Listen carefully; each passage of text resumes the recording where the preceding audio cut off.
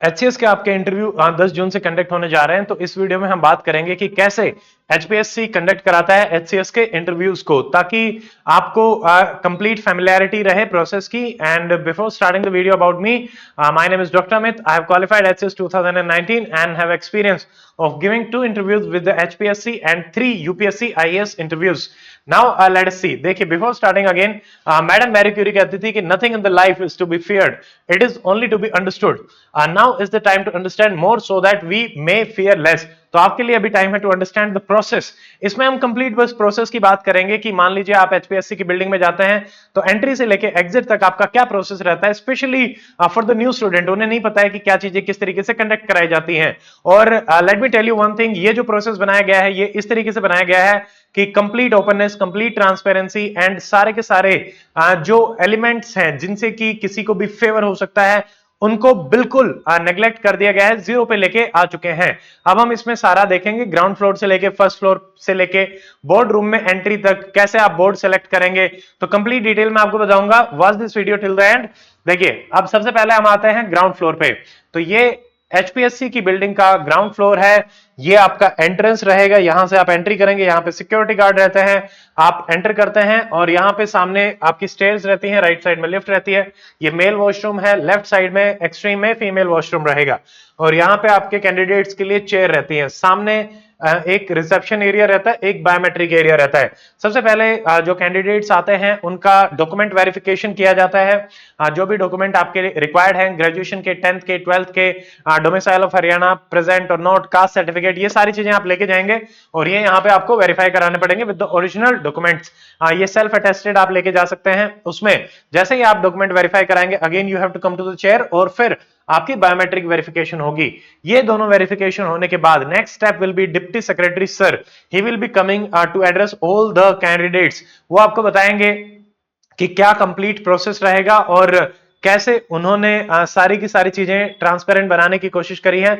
मेरा भी जो पिछला एक्सपीरियंस रहा है from 2019, HPSC has reformed a lot और उन्होंने सिलेक्शंस में भी आप देख सकते हैं कि फ्री एंड फेयर, जैसे इलेक्शंस की हम बात करते हैं वैसे ही सिलेक्शंस भी काफी फेयर तरीके से हो रहे हैं। तो irrespective of the candidates caste, race, religion, location या फिर आप कुछ भी बोलिए, you have to be just a competent candidate. आपको अपनी कॉम्पिटेंसी जो है वो प्रूव करनी पड़ेगी, दैट्स इट। उसके अलावा वो किसी भी चीज से बॉदर नहीं करते कि आप कहां से हैं। तो जो बाहर के भी कैंडिडेट्स हैं उनको भी इक्वली वैलिड रहता है। पिछले दोनों जो एचसीएस के रिजल्ट है उसमें rank 1 is not from Haryana, it is from outside the state. तो जो नए स्टेट के स्टूडेंट है वो भी इससे काफी मतलब आपको एक आइडिया देने के लिए, ठीक है। यूपीएससी में जो जनरल हमारे इंटरव्यू कंडक्ट होते हैं उसमें आपके पास टेबल्स रहती हैं, 6 टेबल्स, हर टेबल पे 6 मेंबर रहते हैं। एचपीएससी में ऐसा नहीं होता। जैसे मान लीजिए मैंने आपको बताया ग्राउंड फ्लोर पे आपका डॉक्यूमेंट वेरिफिकेशन हो जाएगा, एचपीएससी जो डिप्टी सेक्रेटरी सर है वो आपको आके एड्रेस कर देंगे कंप्लीट प्रोसेस के बारे में जो अभी मैं आपको बता रहा हूं, ठीक है। और उसके बाद आप जाते हैं बायोमेट्रिक के लिए, बायोमेट्रिक भी हो गया। उसके बाद आप जाएंगे फर्स्ट फ्लोर पे। देखिए, फर्स्ट फ्लोर पे इस टाइप की अरेंजमेंट होती है, जो हमने लिफ्ट देखी थी, स्टेयर्स देखे थे, उससे आप आते हैं फर्स्ट फ्लोर पे। यहाँ पे आपके पास चेयर्स लगाई जाती हैं, यहाँ पे पीने का पानी वगैरह रहता है, चाय कॉफी वगैरह रहती है, आप आराम से ले सकते हैं। बोर्ड रूम बनाए गए हैं, जैसे राइट साइड में board room 1, board room 2, board room 3, और हो सकता है कि आपको एक दो बोर्ड रूम और भी ज्यादा देखने को मिले। ये उस टाइम का है जब लास्ट टाइम मैंने एचपीएससी इंटरव्यू दिया था उस टाइम पे। यहाँ पे राइट साइड में डिप्टी सेक्रेटरी सर का रूम रहेगा। आप लोग वेट करेंगे और कैंडिडेट्स को बुलाया जाता है 1 by 1 करके इन द बैचेस कि जितने भी मान लीजिए बोर्ड रूम है उतने ही स्टूडेंट आएंगे। हम अभी 3 के हिसाब से समझते हैं कि कैसे 3 बोर्ड रूम है। यहाँ पे सारा का सारा प्रोसेस जो है वो कैंडिडेट के हाथ में होता है। तो आपको डिप्टी सेक्रेटरी सर के रूम में बुलाया जाएगा। सबसे पहला प्रोसेस रहेगा ये ऊपर आने के बाद। तो ये रूम का एक स्ट्रक्चर है। रूम में यहाँ पे आप एंट्री करते हैं, मान लीजिए 3 स्टूडेंट है तो 3 कैंडिडेट यहाँ पे बैठेंगे और उनके सामने 3 बकेट्स रहती हैं और उनके सामने बहुत सारे आईडी कार्ड्स रहते हैं। सामने डिप्टी सेक्रेटरी सर बैठते हैं, एक सामने एलईडी आपकी लगी रहेगी।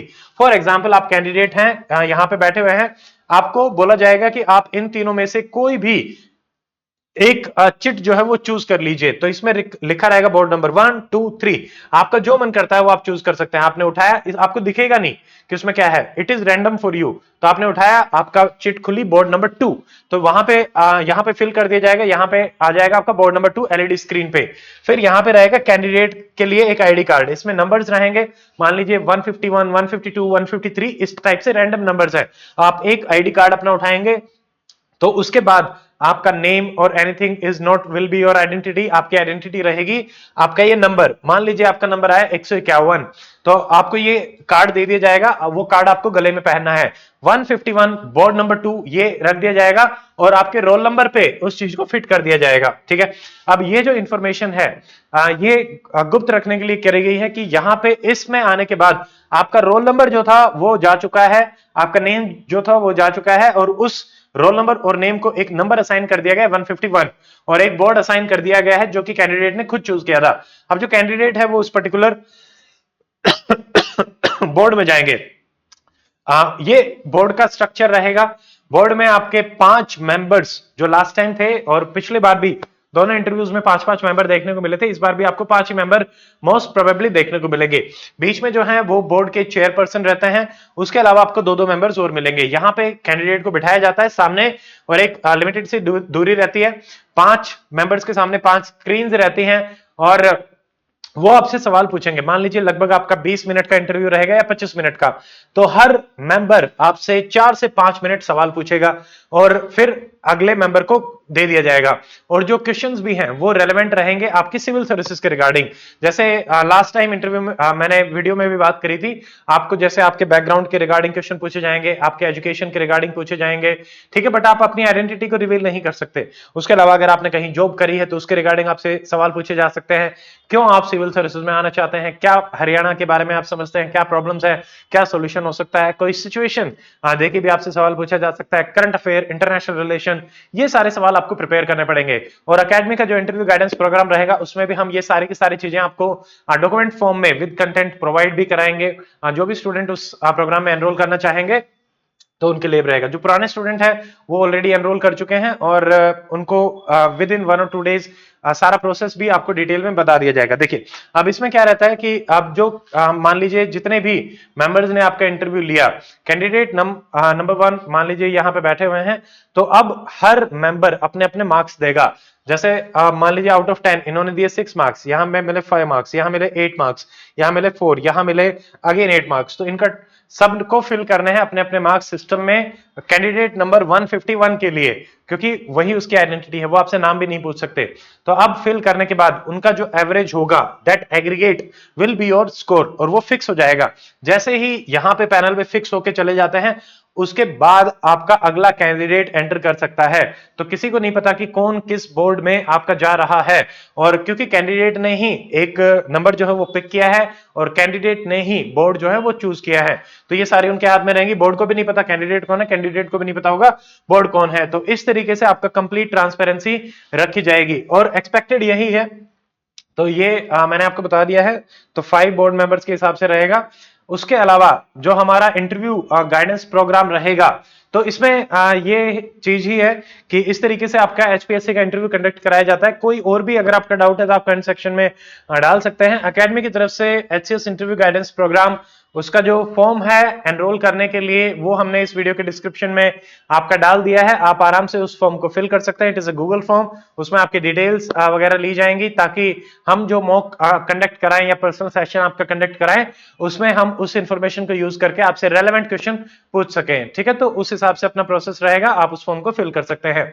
उसके अलावा आगे आने वाले वीडियोस में आपको हरियाणा के रिगार्डिंग, करंट अफेयर के रिगार्डिंग, लाइव सेशन, Q&A, हर चीज अब रेगुलरली मिलती रहेगी, इंक्लूडिंग जैसे पर्सनालिटी डेवलपमेंट, कम्युनिकेशन, और हम एक special exclusive offline group discussion program भी लॉन्च करने वाले हैं एचसीएस इंटरव्यू के लिए। तो उसकी भी डिटेल आपको जल्दी ही मिल जाएंगी। ठीक है, तो आप उस प्रोग्राम में एनरोल करें, एचसीएस इंटरव्यू गाइडेंस प्रोग्राम में, and prepare best for your HCS interview. So see you in the next video. Till then stay fit, stay healthy, good bye, जय हिंद।